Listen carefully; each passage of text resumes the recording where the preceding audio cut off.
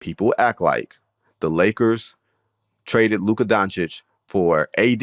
AD? Who's AD? Antonio Davis. You mean that power forward in the 90s? Yeah, that's what they traded. That's what they traded. No, they traded Anthony Davis, a top 10 player, right?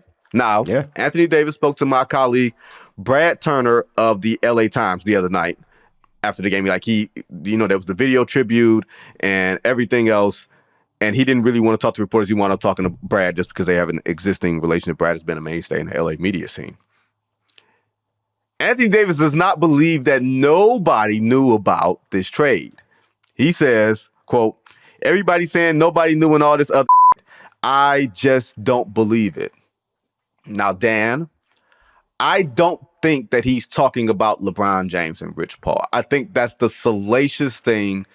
That's the line that people draw is, oh, man, he's talking about LeBron. He's throwing shade on LeBron. I don't think that. Like, those two guys were still having their, quiet, clandestine conversations where everybody puts their hand over their mouth because they act like we can all read lips. We can't. You know what I mean? All that type of stuff. Like, there was the tribute video that the Lakers did for him, all while the crowd was chanting, "Thank you, Nico," which felt a little squeamish to me. I don't know. It just felt a little weird. Yeah. How do you take the comments that AD saying, man, clearly people knew about it besides these two dudes? It was 1,000% above his pay grade. And the way that the trade went down, of course, we're not privy and AD wasn't privy to like what was really going on behind the scenes. I can't help, but it just looks like this was a favor to a homie, a past friend that used to work with him. But listen, I mean, Nico got something in return. Was it the value that he should have gotten? No. But to think that AD was like untouchable, and I don't think that maybe he had an impression that maybe he wasn't leaving LA by any terms. But I mean, I don't think he's wrong for feeling that way, for the way the trade went down, for the capital that was received as a result of him getting traded there. Like, kind of seemed like a slap in the face a little bit. And for him not to know, like, you're not going to know when those types of things happen anyway. So, yeah, I think that the brass above him knew what was going on. And probably didn't have the luxury of telling LeBron because of, what that could do potentially to their relationship. Absolutely. Yeah. Look, I think if I'm reading between the lines, and this is just projection, it sounds like he might have been talking about JJ Redick. Oh, I wasn't thinking. I was thinking Pelinka, but interesting. I mean, Pelinka was making a deal. Like, Pelinka was in on it. And Jeannie and so forth. Like, upper management but knew. I feel like he's talking about JJ Redick. And I don't know if it's JJ Redick's responsibility to tell him, hey, this is the type of deal that we're making. Like, this is one of those things that you can't really discuss with your player. This is the other side of player empowerment, right? This is the reason why, in theory, player empowerment exists. It's not the reason player empowerment was created, but it's the reason why it actually exists in the form that it does. Because once you sign the contract, there's all your leverage. Sure. Right? Like, your leverage comes in everything that you do before you sign the contract, or once I sign the contract and it's time for me to go. This is how I can dictate the terms, because if you dictate the terms, I can be moved at any point for any player at any time, and I have no say over it. And if Anthony Davis and Luka Doncic can be traded for each other or get traded, period, anything can happen.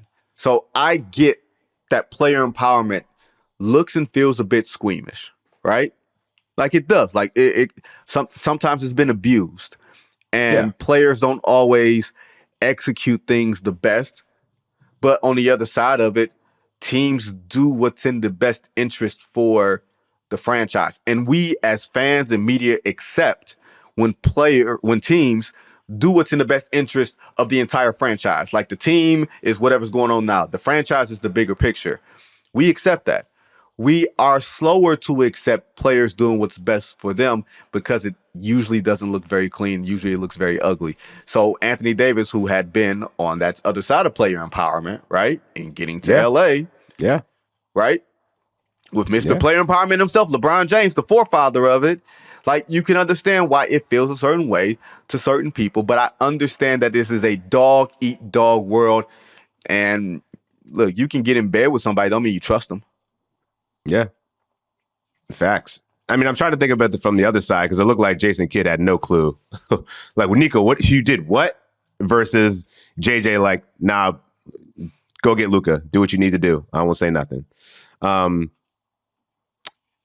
I think it is kind of a weird twist of irony that AD was on the flip side of this after demanding a trade out of New Orleans to LA to then get shipped out and not know about it. So in that regard, man, I feel like this is a sign of, between that and the Jimmy Butler saga, I don't know. I think we'll start to see owners probably try to take that control back since the player empowerment era was so influential in how kind of the NBA landscapes kind of manifested itself into what it looks like right now. And that I think we were talking about with KD too. Like, as much as that was like I want to dictate how my future goes. It's like, no, I'm going to just stay the course right now. I'm going to play this thing out. And then once we get to the end of the season, then we're going to have another conversation. I think that was a respectful way of doing it. Instead of doing the Jimmy thing, I'm just going to blow this thing up until you trade me, and then I'm going to force you to do whatever you need to do. I think that day and age is definitely going to be changing, especially after a trade like Luka and AD going down. Like, I don't think we're going to see a blockbuster like that, but I feel like the owners are going to have more say into how this thing goes going forward now. I think the bottom line is this.